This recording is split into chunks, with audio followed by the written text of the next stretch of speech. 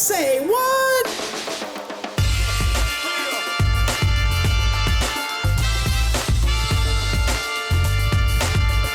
Hello and welcome back. It's time for Say What, where we hear from those connected to the industry about what's going on in our world of electrical apprenticeship. And this includes the topics that you're suggesting, so keep them coming. I'm your host, Cindy Sandifer, and it's Women's History Month. Kind of love this month. Last year, we took time to chat with some of the incredible women at the ETA, and I'm still biased. I said it last time. I'll say it again. I believe I work with some of the most fantastic ladies, and I get to introduce you to a few more of them today. We've got with us Danielle Philippone, Heather Anderson, and Audra Kellums. So I don't have favorite episodes. I don't have favorite guests because that would, one, be wrong. And two, we talk to a lot of like great people. However,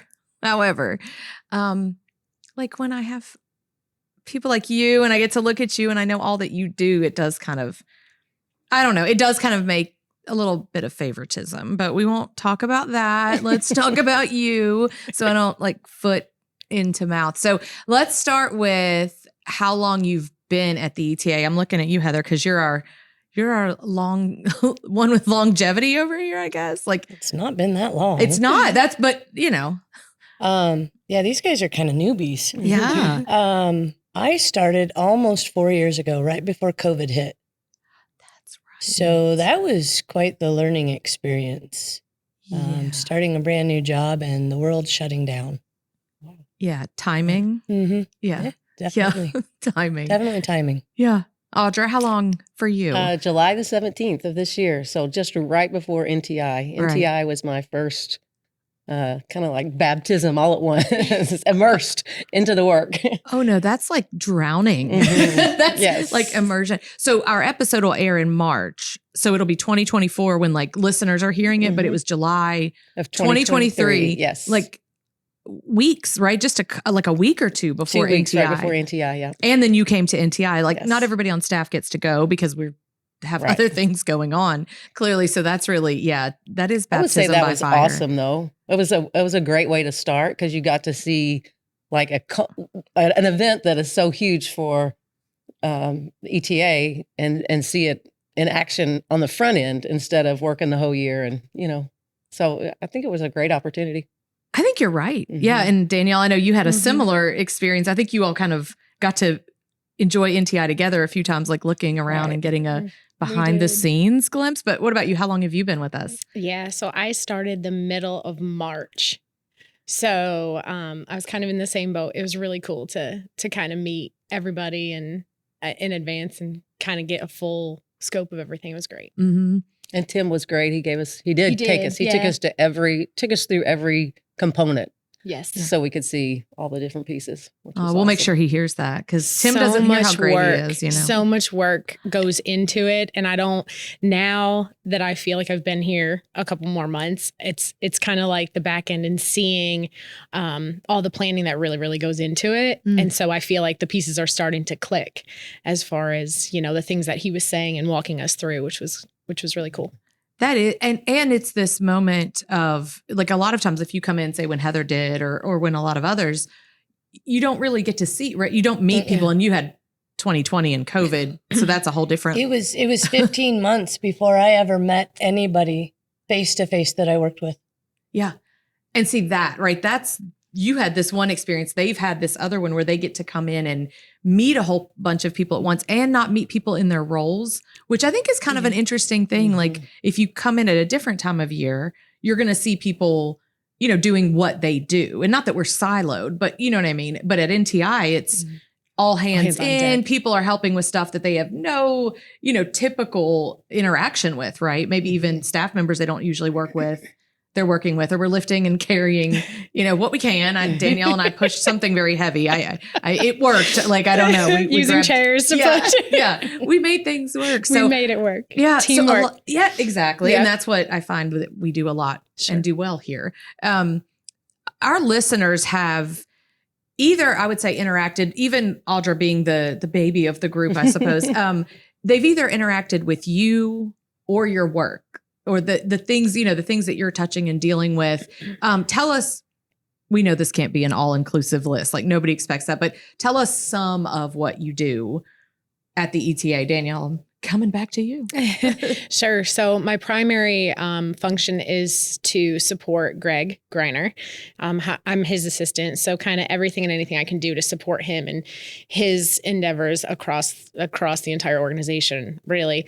And then I also support the VEEP effort, getting those folks really kind of learning and onto our LMS, and it's a wonderful program, wonderful. And then I've also been supporting the CDT as far as just kind of like that information person, or if Greg is tied up in meetings and whatnot, I'm just kind of on there to relay information or kind of help him put all the pieces together again to help support the organization.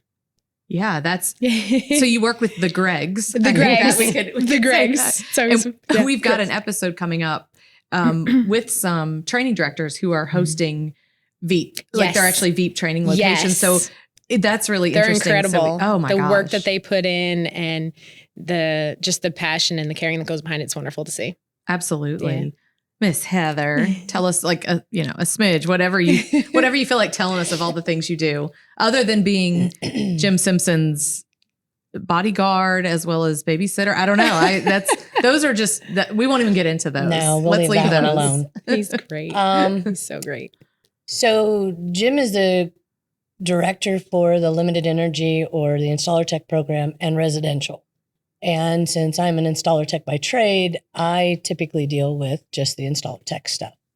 Currently, I am working on the CML for structured cabling, and it's going to get some limited energy technologies added to it. I'm also working on a distributed antenna systems, CML, and basically anything with exception of fire alarm that has been touched in the last 4 years, I've probably had my hands in it. And a booming part of our industry. Like I can't speak intelligently to it, but I know like the things that you and Jim work on. I mean, these are critical pieces to what's happening in our infrastructure, in our country, and work that we need to be a part of. Well, and there's a whole bunch of money coming out for fiber to undeveloped areas or not undeveloped, but underserved areas is a better way to say it. And so we've also partnered with Tempo Communications and been doing some train the trainer classes for fiber optics too, splicing and OTDR training, so that, we're helping our instructors across the country learn more about it so that they can help train the workforce. Yeah. Because we're going to need them. Right. Yeah. Providing that resource it's what we do, right? It's what we're supposed to do. So it's incredible to see that happening. Miss Audra. So my work is centered around creating awareness for the interim credentials, whether that be working with the training directors or reaching out directly to schools, also trying to figure out who at the state level can approve the curriculum to get it on the industry approved credential list so that it's not a barrier for schools when they go to adopt the curriculum. So really it's finding who that person is. Sometimes it's with the Department of Ed. When we were in Nevada, I had a chance to meet with the labor commissioner and the state director of apprenticeship. So finding who the right person is at the state level to get it approved has been a lot of the work. And then kind of doing the same thing on the CEU side for the continuing education credits for electricians. Once they're journeymen and they need those continuing education credits, we need our courses approved in their jurisdiction. And it's different in every jurisdiction. Yes. So it's really researching how many CEUs are needed and reaching out to the Department of Labor or whoever that person is to try to submit our course and get our course approved in that area. So then our JATCs can offer our courses for the continuing ed. So those kind of overlap. They're very similar. It's all in the education realm for me. Right. Well, and a little bit of like beginning and ending. You're talking about interim credentials has a lot to do, it seems, more so in the beginning, right, of a career. Yeah. And then the CEUs kind of fight. But it sounds like you look for needles in haystacks. Like what I mean, like I'm trying to find who I need to talk to. Like, and so I'm glad that. And then there's a lot of onboarding schools. So I help, when they're ready to purchase licenses and tokens and helping onboard and enroll students, find places in their schedule for it and all, just different pieces like that. Right. And you've kind of come in the middle of the migration to the new system. So it's, it's, I would say it's probably more of a learning curve for those of us that have been here for a while versus you're coming in like this is just how it is. And so that's actually probably a benefit for you. And so for me, it's like, oh, that's so much, but it's like, no, this is just what it is. It's all I know. That's it. And there's been times where when I'm meeting with Greg and he'll say, he goes, you don't even need to know that that's the old system because this is all you're working in, is the new system, just like you said. So this is it. Yeah. So my next thing I want to know is like, what has working here taught you about the electrical industry? Heather, I'm going to talk because you tell us just a little bit about your background because the electrical industry is not new. I think of all of us sitting here, none of us have gone through apprenticeship. We've not been journey workers. Like we don't have that history, but you already knew the electrical industry in a different way. So I guess I'm asking like a little bit of your background and then what being here has taught you compared to the other experience. Wow, that one's a loaded question. Sorry. Okay. Let's who are you and what do you do? Who am I and where did I start out in life?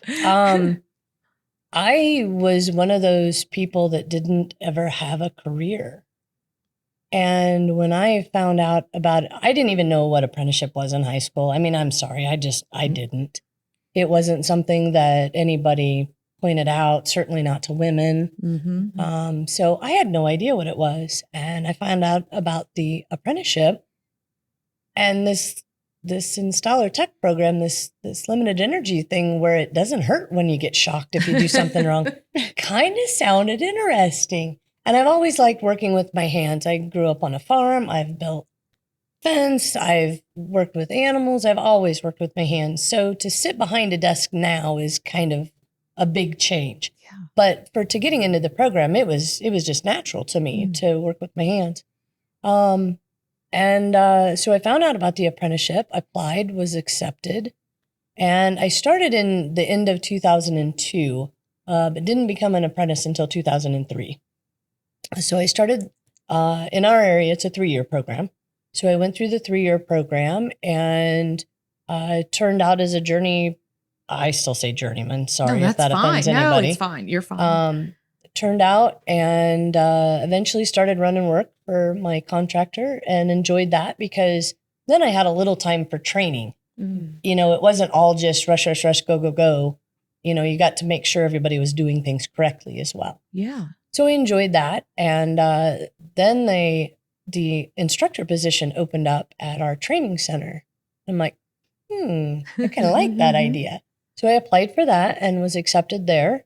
And because of the ETA, went through 5 years of NTI, which really taught me how to be an instructor to adult learners. And then one day I kind of asked somebody a question that led me to where I'm at now. And that was kind of a side job for a while. And now I'm here. So. Yeah.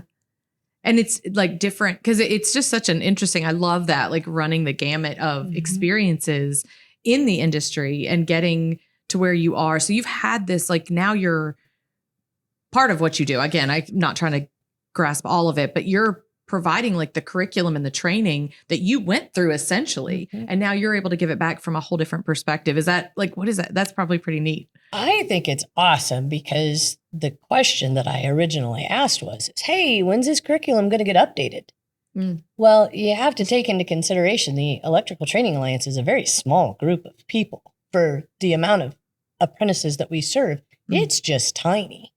So there was one person really that worked on that curriculum. So it wasn't going to happen anytime soon. Right. So that's how I ended up with a side job. And well, here, why don't you start going through this and tell me what needs to be updated? Right. So right. That's kind of how it started. And so, yeah, now I've worked, feels like fingers to the bones at times to try and get it updated and correct for everybody that's going through now. Yeah. Electricity hasn't changed a ton, But the limited energy stuff changes regularly. Yes. So it's hard to keep up with. Yeah.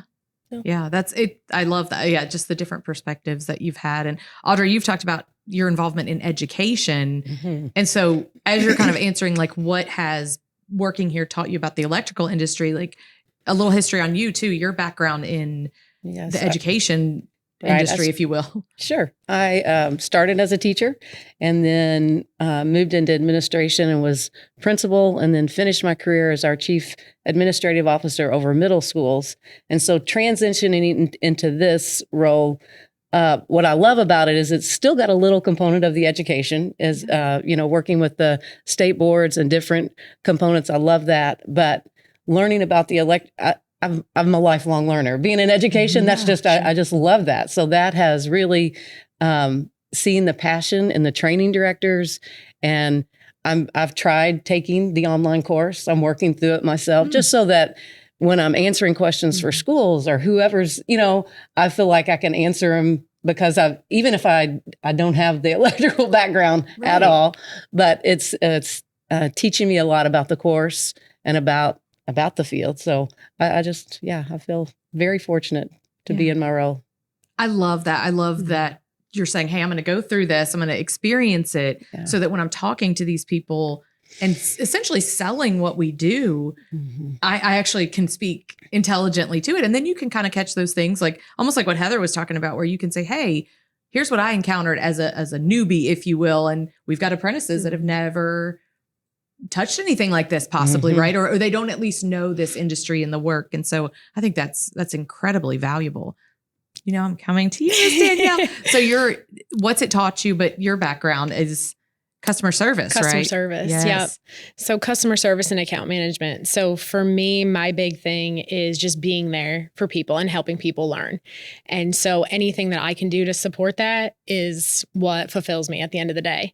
So like Audra, I feel very fortunate to be at the ETA and to be learning as much as I am, and to just see the passion and the skill set and just the huge need for the electrical industry just overall is huge, and it's really rewarding. It's just really cool. I'm a total geek on process, so I love to watch some of these folks do what they do, and see some of the labs and some of these individuals just really kind of start and end the process, and then to see them graduate was so fulfilling for me. Whether it's the Veep effort or at NTI, it's just really cool. Yeah. Yeah. Yeah. And I got to be around you a little bit more than I think the other ladies at NTI this year, which is how it works. Like sometimes you're with some people a lot and sometimes you don't see others except in passing. But, to see that customer service in you, that just kind of this natural gift that you have. And you worked with a publisher, I believe, that at one point that we had a partnership with. And Correct. so, it's just like you were already connected to us, right? A little bit before. Yeah. Kind of like to some extent. And I know for those of us that are not from the industry, you really don't think about probably electricity the way that you should. You know what I mean? It's like lights are on or, a building's going up. And so now all of a sudden, I think probably you all are like me, where you look at it differently. Just the whole process, the construction, the ground up, just how involved what we do is in like communities. Yes. Like the difference we're making. I think it's just, I don't know. It's just really like cool moment for me. All right. Favorite part of what you do, not favorite staff member. We get hung up there. Not that. No telling those things. You have to say Todd if you're going to say one. So we just leave that off the table. But Audra, favorite part of what you do? Favorite part is I would say when you get a quick win, when you get a state to say yes, or you get a school to come on board, and that it might just be 2 kids at that school, but you're bringing something to those kids that they're passionate about and meeting them where they are, as opposed to them having to wait till they graduate or not having the opportunity. That has to feel like those moments. Like, I don't know, that would be great. Heather, favorite part? For me, it's about the apprentices. I mean, this industry has been very good to me for the last 20 plus years. So to me, it's giving back to the industry, but it's all about the apprentices, giving them what they need to learn and excel. And I mean, they don't just have to go run pipe or pull cable. I mean, there's so many more things that an apprentice that turns out of a program can do than just be an electrician or a technician or whatever. Right. So giving back to that and helping others succeed and go where they want to go like I've been able to. That full circle moment where someone had given to you and now you're giving back. Like it's really, I love that. I get really like stories really make me happy and warm fuzzies and all that stuff. Danielle, favorite part? Yeah, I think it's kind of like a hybrid of everybody. So I'm definitely a proponent on lifelong learning and that sort of thing, and kind of mixed with that customer service piece and just seeing folks really succeed to be what they want to be and also help others in turn, right? So everything I feel like kind of relates back to the electrical industry because it's such a need. It's such a need in every way, whether it's, in a hospital or just in a home for someone. So just kind of helping to kind of enable folks to get there is really cool. Yeah. Yeah. Well, I think, do we all fly here? Like we're all in Maryland and we all flew here, right? And it's like, you don't often think about electrical workers being a part of the process to get you. Yeah, I mean, you do. Sorry. Heather does. I was going to say, our airport's going through a huge renovation. So yes, I do. So you think about it all the time, but I don't. I just, it's not something. And so then it makes me think of all the other things. I don't think about the people behind, what we do. And so, yeah, it's just nice to hear your different perspectives on things. And ladies, thank you. I know you have lots to do and, people to serve and all the things and making differences. And I appreciate what you do at the ETA. Appreciate what you're doing for our industry. And selfishly, I appreciate who you are because I get to interact with you all professionally and personally. So that's to me, one of the greatest joys of working here is just the people that I've gotten to know and experience and kind of do this life thing together. So thank you for your time today. Thank you. All right, y'all. I hope you enjoyed that as much as I did. 3 incredible women making a huge difference in our industry every day. Big thanks to Audra, Danielle, and Heather for being here, for being with us, and giving us a chance to learn more about them and how they support our industry. Always grateful for you, the listeners, for how you take time to join us and be a part of Say What. Remember that we want to hear from you. If there are topics you would like us to discuss, if you want to come and join us on the podcast, send an email, saywhat, SAYWATT, at electricaltrainingalliance.org.